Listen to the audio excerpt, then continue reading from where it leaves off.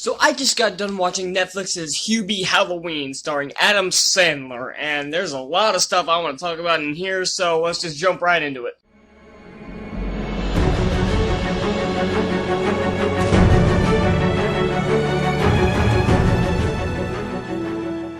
Hubie Halloween released a couple days ago on Netflix, and tonight I decided to finally give it a watch.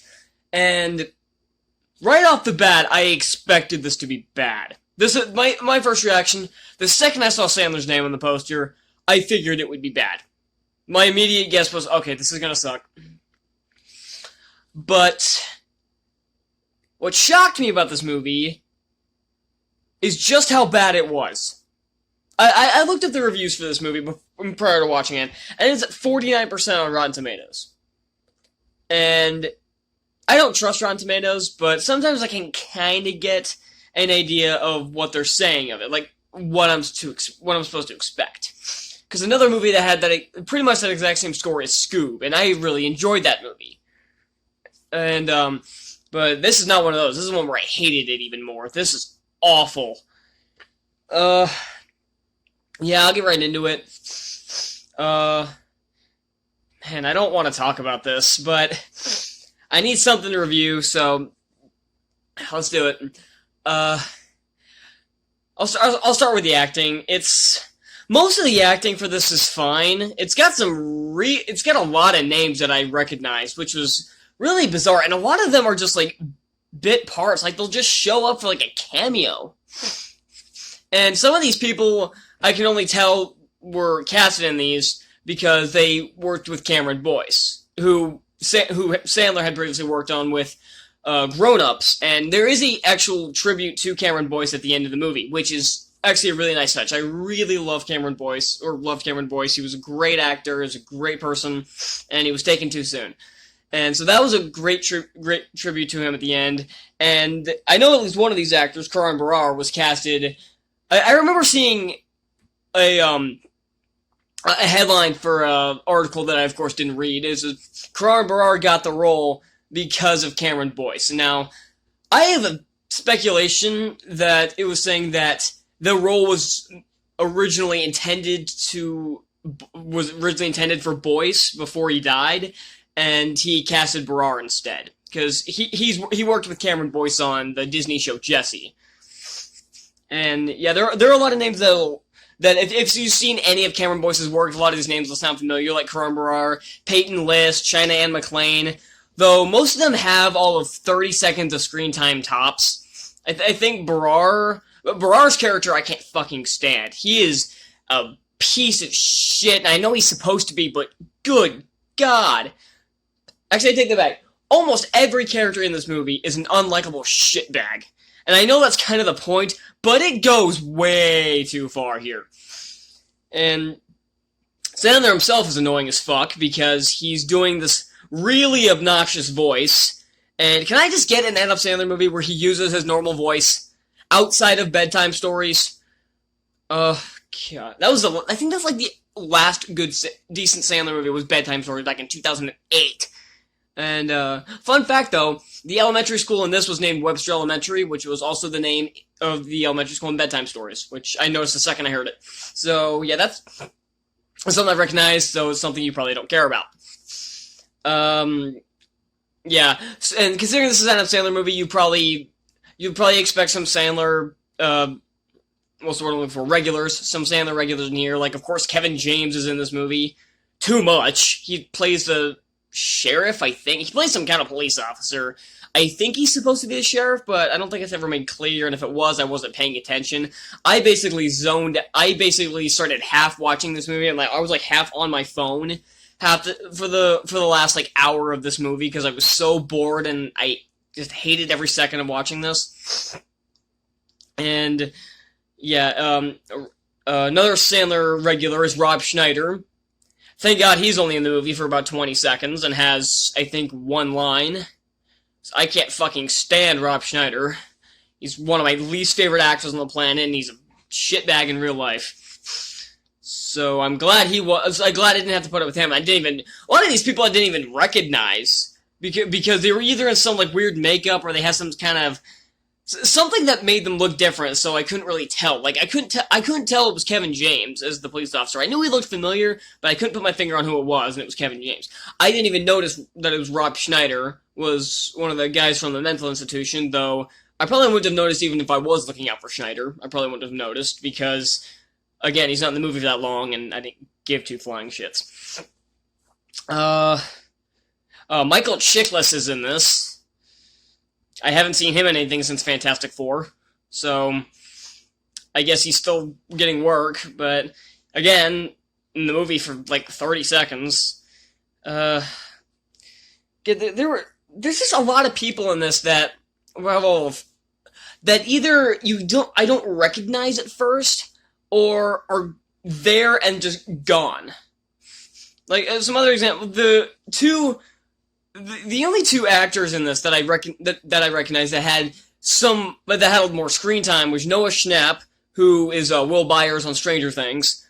That's all I've seen him in. And damn, he must have hit a growth spurt in between seasons 3 and 4. That kid's tall now. I remember him being like the same height as like Finn Wolfhard, who was probably shorter than me. That kid is tall now. He must have grown like 6 or 8 inches in the last year or so. Because good God.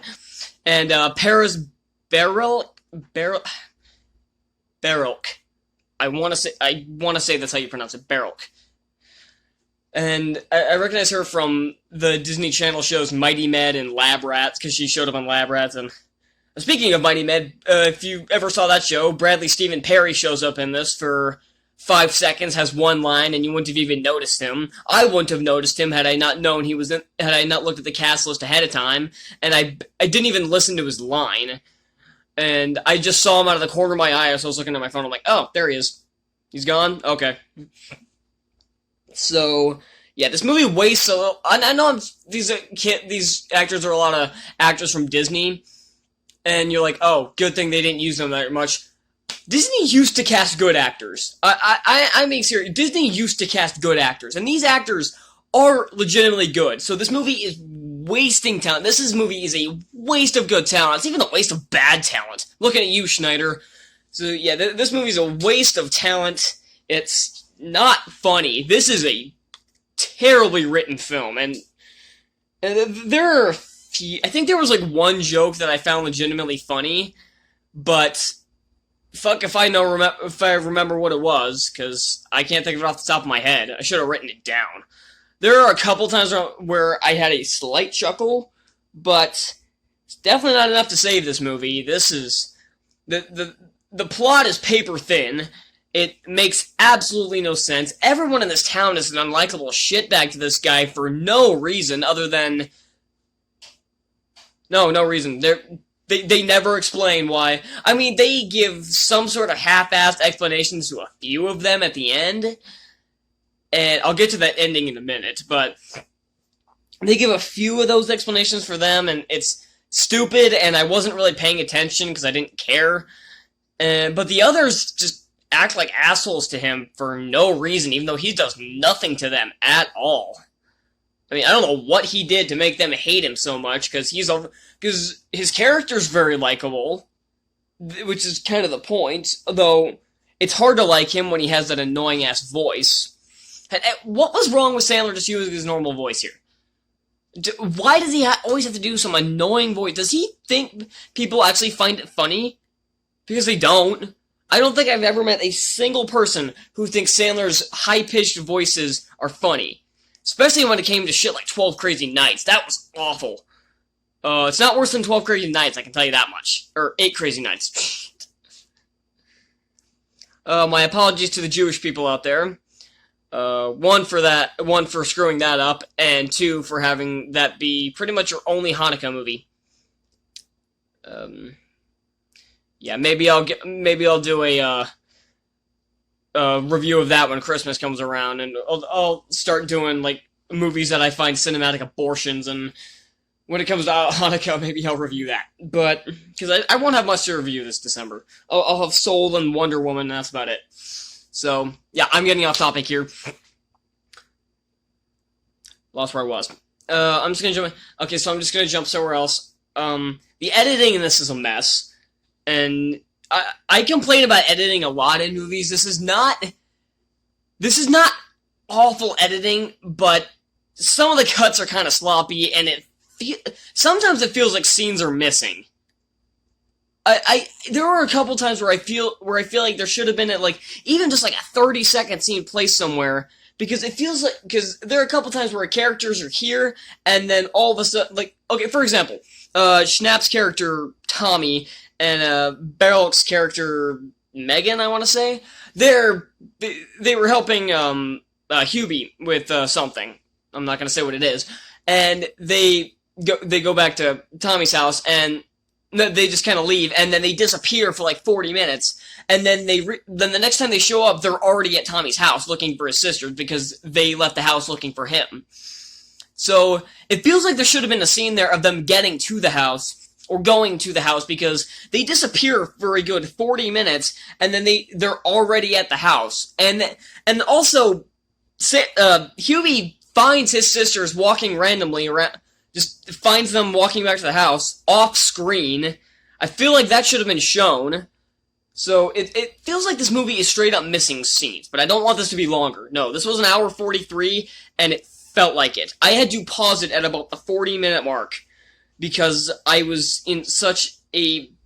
I was dead inside. I don't think I would call this the worst movie of the year so far. I'm trying to decide if this is worse than Eurovision, because that was another comedy that I found excruciatingly not funny and offensive in some places. This one I don't find offensive, but God, is it annoying. That's the word to describe this movie. This movie is annoying. It constantly insults your intelligence, and it never has enough humor to make up for it. Oh yeah, I said I was going to talk about the ending. The ending in this is stupid. Incredibly stupid. The person who kidnapped all these people to... Yeah, you get the idea. Is such a dumb twist that I called it earlier as a joke. I remember seeing, because this character shows up once. It's kind of like a Scooby-Doo movie, because you know how in those movies where a character will, because it's never the creepy-looking person or the person who looks like they'll kill you, like right on the open. No, it's always the side character that shows up for maybe 5 minutes. And then they're suspiciously not who's nice enough, but suspiciously not in the rest of the episode that much. And that's exactly what happens with this character. This character shows up early in the film for a 2-minute scene, disappears for a good 30 minutes, pops up again for a 20-second scene, I think, if even that, and then disappears again, and then reappears at the end, when they reveal that this person is the kidnapper and attempted killer. So, this movie is literally a PG-13 Scooby-Doo movie, and not the fun way. This movie's not fun. It tries to be, but I couldn't find any enjoyment out of this. This is definitely not Sandler's worst work. Ridiculous Six still takes that trophy in my opinion. It's definitely not his worst work. I would probably rather rewatch this over 8 Crazy Nights and Ridiculous Six and probably Pixels. So yeah. So at least you can say this isn't Sandler's worst movie, and he has some shitty movies in his catalog. And yeah, just I don't want to... I know Sandler had a 4-movie contract with Netflix, and the first one of those was Ridiculous Six about 5 years ago. Another one of those was Murder Mystery, which came out, I think, last year. I didn't watch that. I think he had a movie come out earlier this year, too, on Netflix. And then maybe this is his... I think this is his 4th one. I think this is the last one in that contract. And it's not the worst of those 4. Again, Ridiculous Six is a cinematic abortion. But this is just awful. I hated watching this. It's probably not the worst of the year. I think I probably hated Eurovision and Mulan worse than this. And the more I go through these, like, awful live-action movies, these live-action comedies and stuff, I start to think back and think, maybe I was a little too hard on animal crackers. Almost. I still hate that movie with the fire of 1,000 exploding suns, but maybe I was a little too harsh on it when compared to Eurovision and this piece of shit. So, yeah, that's all I'm gonna say. I'm gonna give Hubie Halloween an F. This was awful. Don't watch this. Thank you all so much for watching. Be sure to hit that like button, subscribe for more reviews, and I will see you all next time.